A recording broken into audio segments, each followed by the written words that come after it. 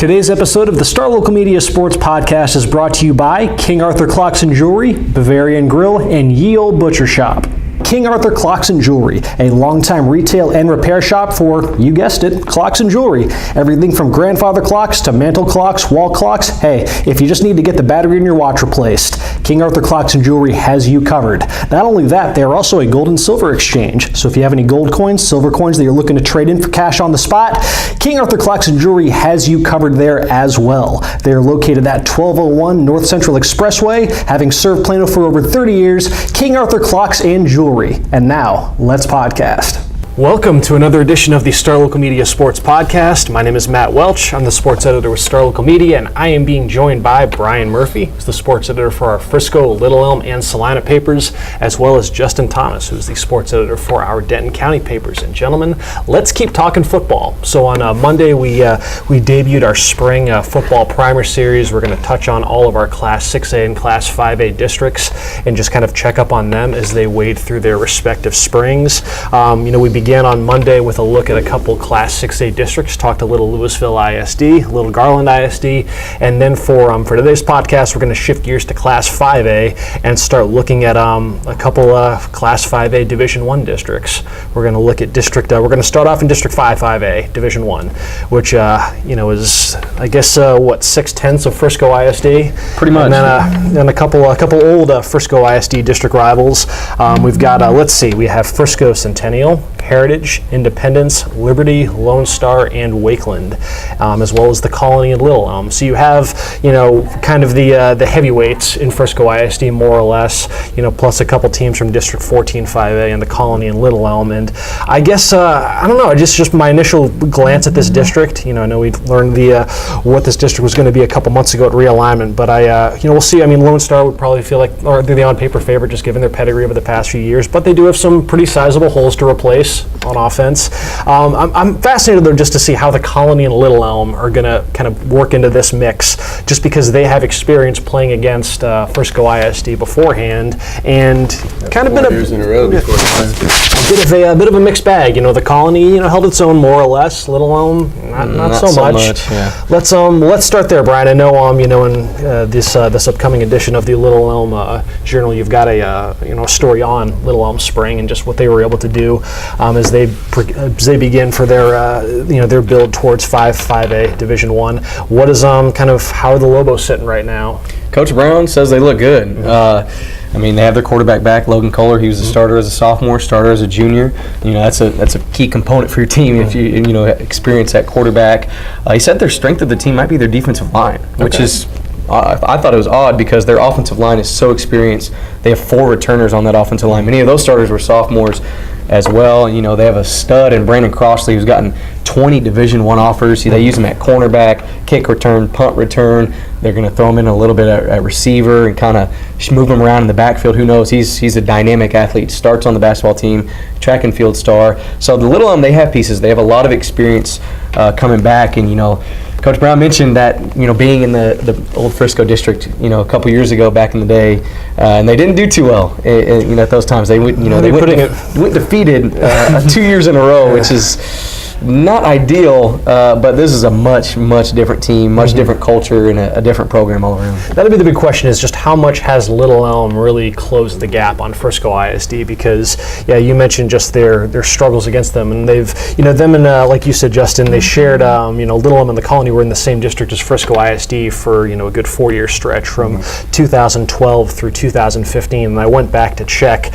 just how Little Elm and the Colony did against just the Frisco schools during that span, and Little Elm over those 4 seasons had just a record of 4-21 against Frisco ISD, including just 1 win in their last 20 games against Frisco ISD programs. Little Elm will match that win total this season. They'll get at least 4 wins against the Frisco teams. That might be enough to get a playoff spot.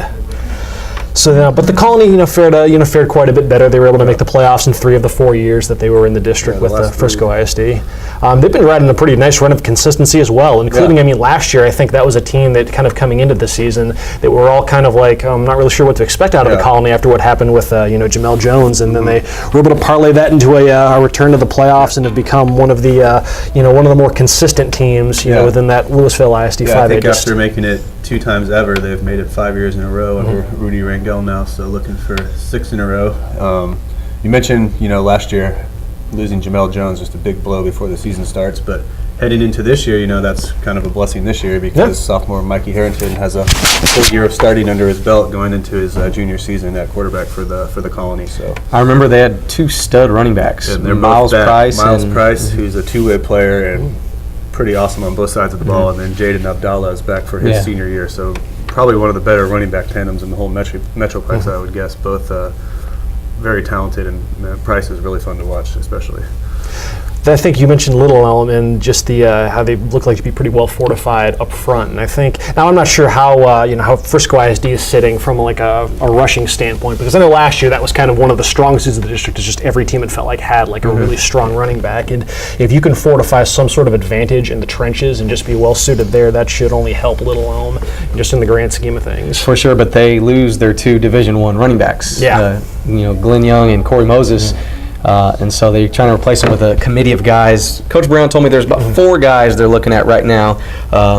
One of the guys was a safety last year, kind of making the move to running back. Couple of them are some JV guys, freshman guys that really stood out on the team last year. So they'll kind of be a running back by committee there at Little Elm in the backfield. Looking at Frisco ISD then, I guess these 6 Frisco schools, like I said, you have kind of the heavyweights from the school district were retained for Division I. You had 3 of the 4 playoff teams out of 13 5A, Lone Star, Centennial, Wakeland. They're all in this district.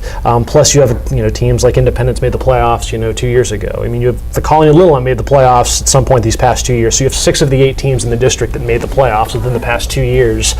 Leads me to believe that there's there could be quite a bit of parity, which is obviously nothing new for the Frisco schools when it comes to, because you had like 5 or 6 teams were in contention for the playoffs heading into like the last week of the season last year. Yeah, but if you look at these Frisco teams in 5A, majority of them lose their quarterback. Yeah. The big dogs lost their quarterback. Wakeland, Lone Star, Independence, Heritage. They lose Amari Jones, probably the most dynamic player in the entire district before he got hurt last year. The only ones that returned their quarterbacks are Centennial and Liberty. 2 teams that finished near the bottom. Well, Centennial made the playoffs, but Liberty finished near the bottom of the 13 5A this past year. But Liberty, they returned Mitch Miller. Centennial, they get Weston Symes back, who was hurt majority of last year. Okay. He's a 2-star athlete, also stars on the baseball team, but he's that dual threat quarterback. He can run, throw. So interesting to see. They have that upper hand on teams like Lone Star, teams like Wakeland, who have been the predominant powerhouses in the recent years.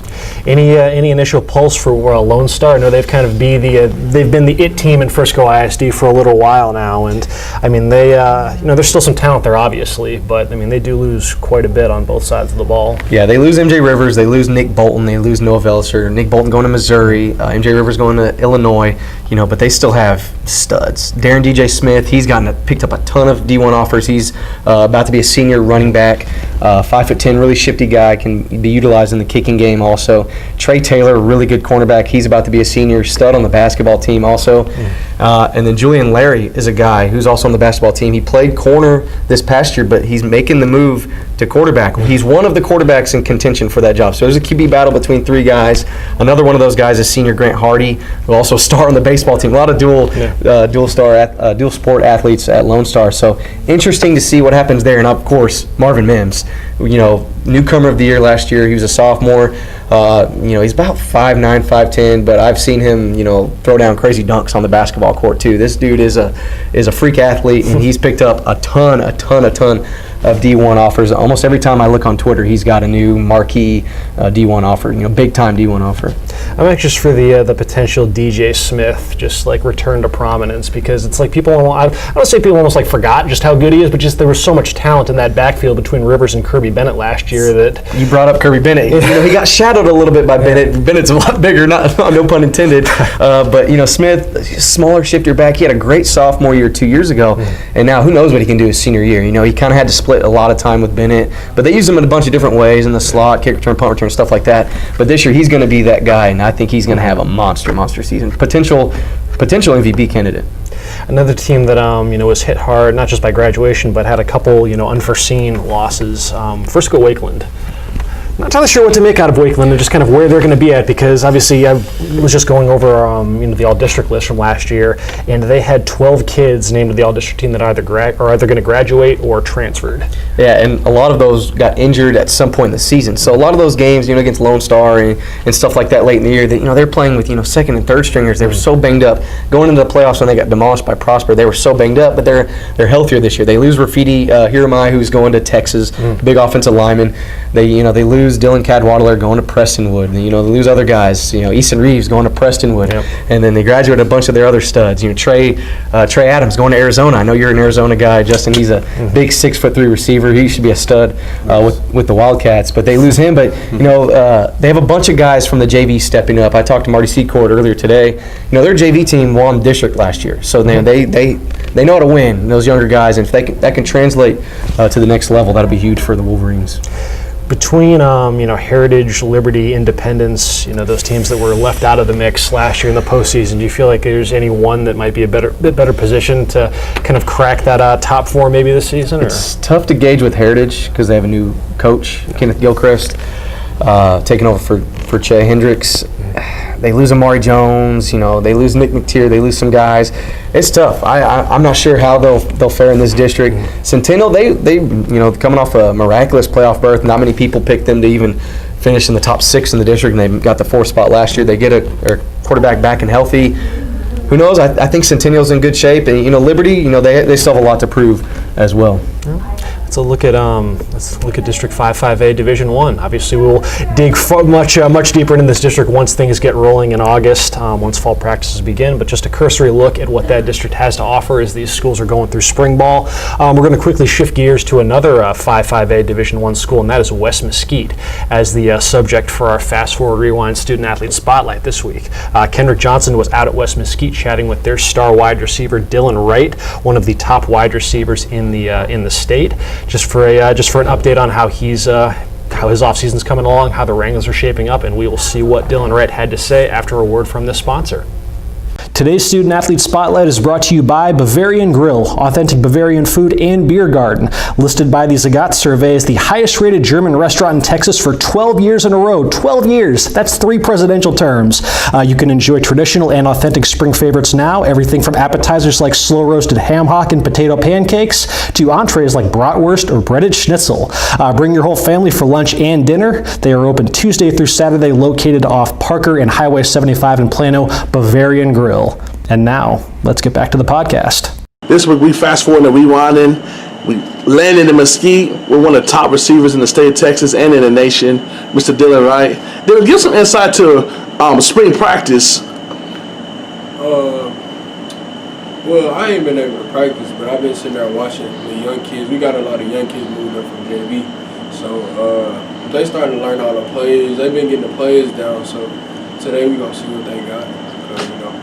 How much did it accept you, the fact that you've been out with the injury, but you got to see others that's going to be around you, your teammates working, kind of cultivate that team environment? Everybody, they ask me, like, hey, man, what do I do? So, they all look up to me. So when I coach on the sideline, it kind of give them a hype, and it make them do better. Yeah, how you recovering from that toe surgery? I'm doing good. I had my first practice yesterday. He released me to run, but just not take a lot of reps. So, I've been trying to get back out there, but it's kind of weird because I've been wearing slides for 3 months. And I went out there in cleats, so it was kind of uncomfortable, but it really didn't hurt. So, I could tell it get better. How do you plan on getting ready for next year, and what's your mentality? The fact that people know who you are and you kind of got a target on you. To be honest, I feel like I've been had a target since I was little. And I feel like I'm supposed to be where I'm at right now. So I work regardless. That's just me. I work hard, I'm going to get bigger. I'm going to get faster. It's just, I got to learn on my weaknesses because I like lifting weights. I like running outside and all that. I can do that, but I gotta get it in my head first, get down the little steps, every little thing. So that's what I'm working on. Is there any difference fact that you see a lot of heavy attention and double coverages? Is there anything that you have to do to versus being one person, you're going to have to consistently be 2 people, or just same thing you've been doing? They always going to put 2 people on me, so I just gotta find a way to get open. But what I'm trying to do is, if I coach up my little homeboys and they get cold, they're not gonna be able to double cover me. So whatever I do, every time I work out this summer, they're gonna be with me. So my whole team could be good because it's my senior year. We gotta go out with a bang.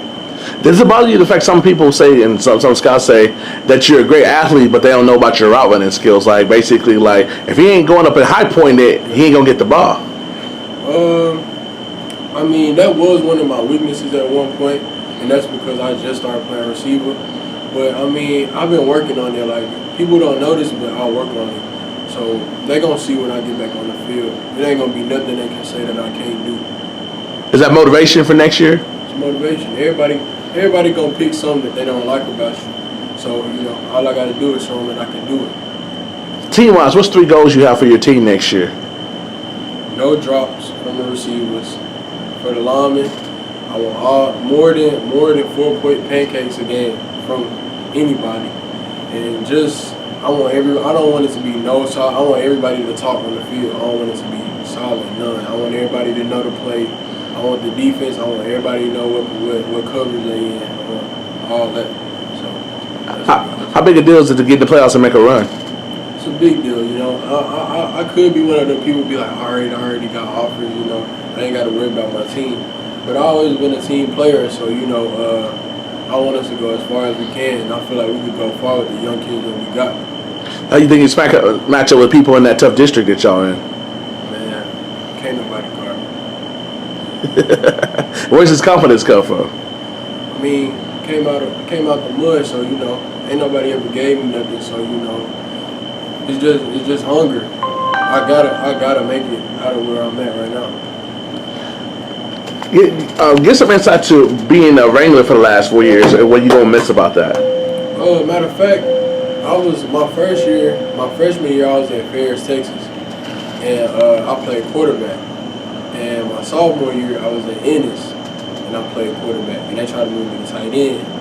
So then they do like wishbone and stuff. So I knew I wasn't gonna get the ball, so I was like, nah. So I just came here where they run a spread, something that'll fit me.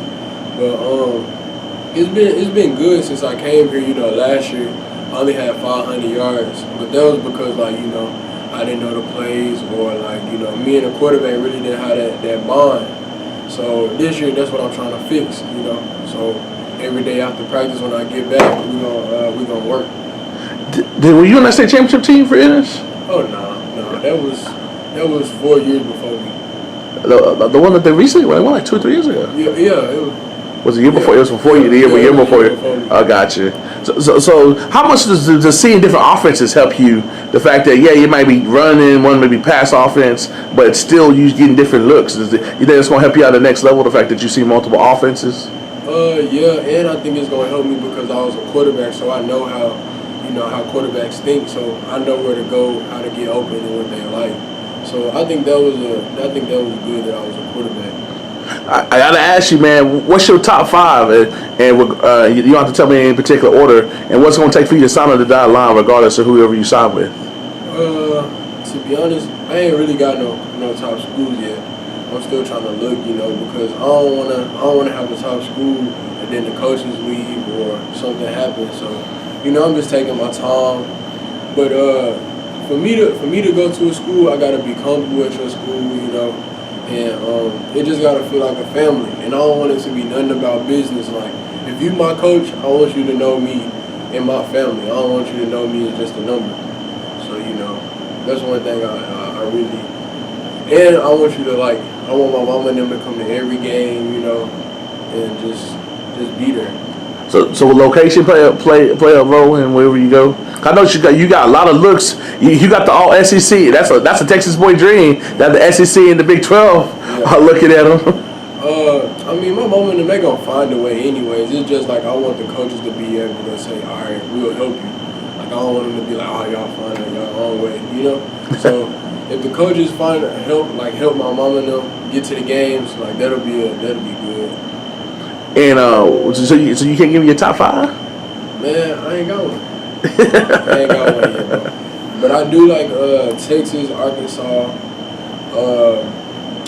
I like Coach Drew from Texas though. He a real dude, and Coach Craig from A&M. So he, them coaches I really got a bond with. Coach Steph from Arkansas, I really got bonds with them. So that's the coaches I really talk to a lot. And Coach Banks from Alabama, I really talk to him a lot. Can you give some insight to all this, the Alabamas, the Texas, right? That you're getting all this attention, but for you, it's about putting the spotlight on West Mesquite High School. Talk about that, because a lot of people are not like that when they're in your position. Because like I feel like God made me be who I am for a reason, and I feel like it's not for me. I feel like I should give it out to other people. So what I'm trying to do is bring coaches there so the kids can see, oh man, I can do this, Like I want everybody to feel like they can do the same thing I'm doing. So I never doubt, like the kids, I never doubt them. I never say, oh man, you trash. I always say, hey man, just keep working, or we can work out the practice on it, Like I don't never down the kids because I was in their position one time. And the kids that was above me, they was like bullying me, I done got in a lot of fights. I done got beat up, you feel me? I mean, and I don't want the kids under me to go through that. So, I just be like a brother to them, So, and like my brother, he ain't really been able to go places because, his dad and they just don't do it. So I bring him in, we go wherever I go, whatever school I go to, he go with me because I want him to see that stuff. And he like I know he got a heart. And I know that he want to do what he want to do, so feel me? I might as well help him chase his dream. So whatever school you go to, talk about having the responsibility to represent your family in Mesquite. I can tell something that you take very seriously. I don't know, like it's just me. Like it's just a responsibility. I feel like I should just do that. I shouldn't be big-headed. That's what I feel like. I shouldn't be big-headed because I done seen a whole bunch of kids be big-headed. And I know I can't do that because if I do that, you can fall off easy. But if you help people, God gonna bless you. Gotcha. And from back to the team perspective, does it excite y'all the fact that people kind of like with y'all being young and stuff, people not expecting much, like, oh, West Mesquite ain't gonna be the same team they been being. Yeah. People think y'all gonna be down and stuff. Nobody's really like I used to be getting all these props. This year it was like, they'll sneak in the playoffs, but they ain't gonna do much. People kind of looking at y'all differently. Yeah, everybody think we gonna make it like to the first round or whatever, but they don't know that I'm over here. When I'm over here, my whole team, I'm like LeBron. Wherever team I go to, we gonna be cold. It don't matter. So, we gonna turn up regardless. Do you have a message for future opponents? Let's just say you in my way, and I don't like that. That's all I gotta say. Hey, talk about the support. I can tell everywhere you go, everybody's like shaking your hand and stuff. Y'all got a lot of school support for the Wranglers here. Oh yeah. And, speaking of support, my mama is. She supported me through everything. She the one who actually taught me how to catch, because she used to play football. She used to be a tight end, so, she helped me catch, what I'm saying, when it be dark outside and I be out there working, she come out there with me. And, she take me to almost every school I dream of, so she just, that's the reason I do what I do, because of my mama. And I sit back and I watch my mama. And I see that she like giving back to other people too. So that's one reason I do what I do. And that's just my #1 supporter. That's a wrap for Mesquite. Rapping with my band, Mr. D Miles. Look forward to seeing you in the spring, man. Hope you be healthy. Yeah, I'll be straight. Hey, whenever you sign, are you gonna let Star Local Media know the deal? Yeah, I got you. But yeah, I just want to say thank y'all for coming, doing the interview with me. That's a wrap. Back to y'all guys. Thanks again to Dylan Wright for taking the time to chat with Kendrick for the Fast Forward Rewind Student Athlete Spotlight. So, gentlemen, we're going to round out our first look at our football spring primer series for Class 5A Division I with a look at another one of our Division I districts, and that is 4-5A D1. Or as we just finished talking about a 5-5A where there could be the potential for quite a bit of parity between Frisco ISD, Little Elm, the Colony. We're shifting gears to a district that is not exactly going to fit that narrative, most likely. This district, as we look, we got the three Carrollton-Farmers Branch ISD schools, so Creekview, Newman Smith, R.L. Turner, and they are being joined by Colleyville Heritage, Denton High, Denton Ryan, Grapevine, and Birdville. Justin, I'm not sure where to begin. I mean, there are obviously, like every realignment, there's going to be winners and losers, teams that wind up with more, profitable outlooks for the next 2 years than others. And there's certainly templates, for a certain realignment that work in Carrollton-Farmers Branch's favor. We've seen, them have success against DISD, in years past. I mean, we forget that Creekview is just, 2 years removed from going to the playoffs 3 consecutive years when they were having to play in that district. Newman Smith was in the hunt for a district title one of those years. Yep, I mean, so this district there's no real, there's no getting around it. This is going to be a very difficult district for all 3 of those schools these next 2 years. With 5 new teams, 4 of them not only made the playoffs last year, but won playoff games. Yes. I have that written down as well. You have Denton Ryan, which has been, for these last couple seasons since dropping down to Class 5A, on that short list of the absolute best programs in the classification. I believe they've missed the playoffs 1 time since 2000, including making the state semis last year. Yep. They were, state semis last year. You had Colleyville Heritage, which went to the 3rd round. And like I said, they've made it 12 years in a row. And then Birdville and Grapevine both won playoff games. Birdville was eliminated by Denton Ryan. Right. It's... And all 3 of those teams that we just mentioned have made it at least to the state quarterfinals in the past 5 years. So they've not only made the playoffs, they've made noise in the playoffs, all 3 of those teams. And you have, but then you have Denton High. Denton High, had a poor year by its standards, just 3-7, but their 3 wins matched the combined number of wins that CFB had all of last season. So Grapevine's another team that's made the playoffs pretty consistently of late and won a game last year too. So now, do y'all think the Carrollton schools are in a tougher district now than when they were with the Colony and Prosper? And I think so. I do. It might not reflect as much on the scoreboard because I went to check kind of how those 3 Carrollton schools fared against the top 5 teams in 14-5A last season, and the average game, either Creekview, Newman Smith, Turner, against one of those top 5 teams, the average game was decided by 40 points. So they went 2 years without a win against any other team other than beating themselves.